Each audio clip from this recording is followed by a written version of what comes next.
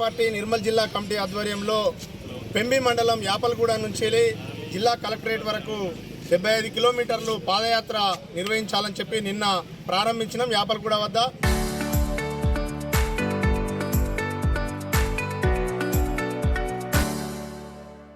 ఈరోజు 35 కిలోమీటర్లు దాటి ఈరోజు ఖానాపూర్ మండల హెడ్ క్వార్టర్కు నియోజకవర్గ హెడ్ క్వార్టర్కు చేరుకోవడం జరిగింది. ప్రధానంగా నిర్మల్ జిల్లాలోని పెంబి మండలం నీతి ఆయోగ్ కింద దేశంలో 4వ స్థానం కింద ఎంపికైనట్టు అవార్డు కూడా ఇటీవల జిల్లా కలెక్టర్ గారు అందుకున్నారు. కానీ అదే మండలంలో 16 గ్రామాలకు దొత్తివాగు మీద బ్రిడ్జి నిర్మించాలంటే ఇప్పటి వరకు ఏ పాలకులు ఏ ప్రభుత్వ అధికారులు పనిచేయడం లేదు. కడెం ప్రాజెక్టు పోయేటువంటి కాలువ మీద వాగు మీద బ్రిడ్జి నిర్మాణం చేయాల్సిన అవసరం ఉంది. ఆ రకంగా 16 గ్రామాలకు ఉపయోగపడే అవకాశం ఉంది. అదేవిధంగా పెంబి మండలం నుంచి వెళ్ళి ఆదిలాబాద్ రిమ్స్కు చాలా దగ్గరగా పోయే విధంగా రహదారుల నిర్మాణం చేసి బ్రిడ్జి నిర్మాణం చేయాలని చెప్పి అక్కడ ప్రజలందరూ కోరుతూ ఉన్నారు. అక్కడ గర్భిణీ స్త్రీలు వైద్యం సకాలంలో అందక ఇబ్బంది పడుతూ ఉన్నారు. వర్షాకాలంలో కొంతమంది చనిపోతూ ఉన్నారు. పెంబి మండల హెడ్ క్వార్టర్లో ప్రభుత్వ వైద్యశాలలో మెడికల్ ఆఫీసర్ కూడా ఇప్పటికీ డాక్టరు గతి లేనటువంటి పరిస్థితి ఉంది. ఇదే విధంగా ఆ పెంబి మండలంలో గిరిజనులకు వచ్చినటువంటి ఇందిరమ్మ ఇండ్లను నిర్మాణం చేయడానికి అక్కడ ఫారెస్ట్ ఆఫీసర్లు అడ్డుకోవడం జరుగుతుంది. ఈ రెవెన్యూ అధికారులు ఇందిరమ్మ ఇండ్లు శాంక్షన్ చేసినప్పటికీ ఫారెస్ట్ అధికారులు మాత్రం అడ్డు చెప్తున్నటువంటి పరిస్థితి ఉంది. అట్లాగే రైతులకి 3 ఫేజ్ కరెంటు లేనటువంటి పరిస్థితి ఉంది.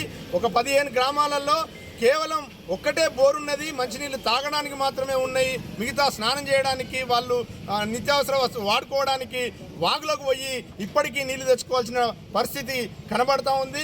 అంటే ఫారెస్ట్ వాళ్ళు కూడా ఒక గ్రామం వాళ్ళు ఇంకో గ్రామానికి పోతామంటే కూడా పర్మిషన్ ఇవ్వకుండా టైగర్ జోన్ అనే పేరుతోటి చాలా ఇబ్బంది పెడతా ఉన్నారు. ఇవాళ ఖానాపూర్ మండల హెడ్ క్వార్టర్ చేరుకోవడం జరిగింది.